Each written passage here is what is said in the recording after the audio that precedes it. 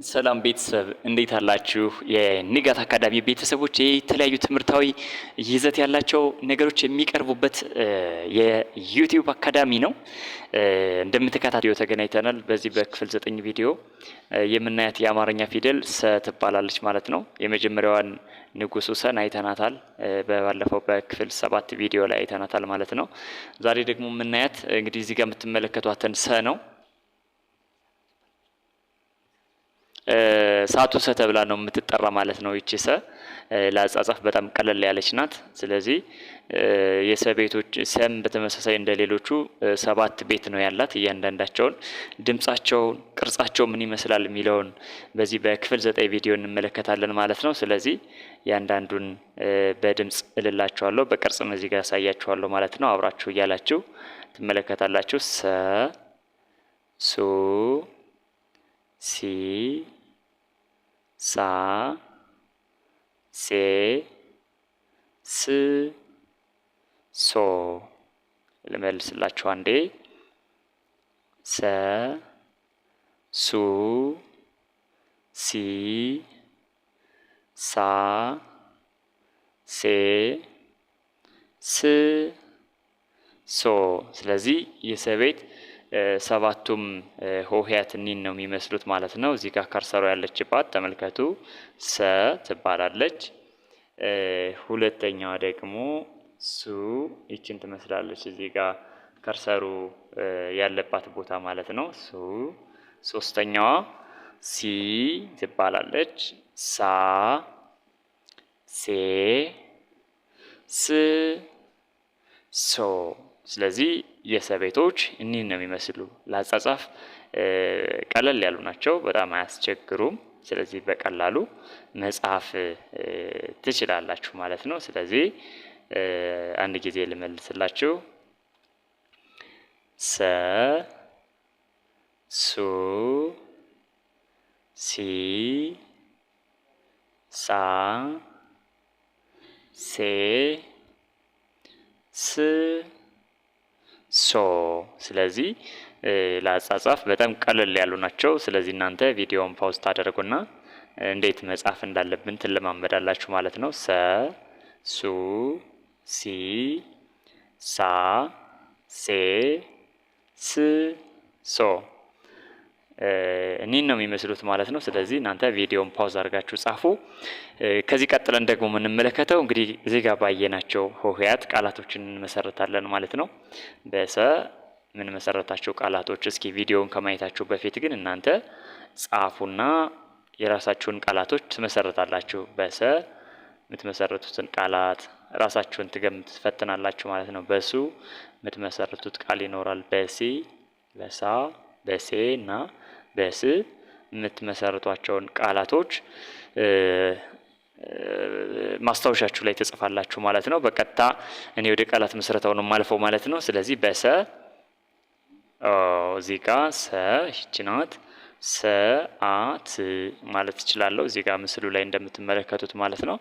ይኸው ሰዓት። ሌላ በሰ ሰው ማለት እችላለሁ አይደል? ሌላም እናንተ የመሰረታችሁት ቃላት ይኖራል ማለት ነው። ስለዚህ ሰን መጀመሪያ አድርጌ ሌሎች ሆሄያትን መጨመር ትርጉም የሚሰጥ ቃላት ለመመስረት ማለት ነው። በሱ ነው እዚህ ጋር ሱ፣ እዚህ ጋር በምስሉ ላይ እንደምትመለከቱት ሱሪ ማለት እችላለሁ። ሱሪ ማለት እችላለሁ ማለት ነው። ሌላ በሱ ሱቅ ማለት እችላለሁ። ሱዳን። ሌላም የራሳችሁን መጨመር ትችላላችሁ ማለት ነው። በሲ እዚህ ጋር ሲ ሲኒ፣ ሲኒ ምስሉ እንደምትመለከቱት ማለት ነው። ሲኒ። ሌላ በሲ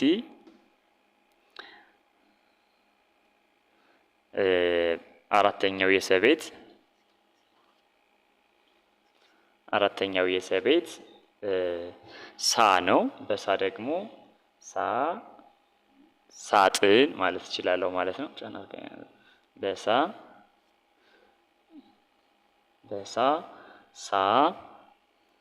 ሳጥን ማለት እችላለሁ።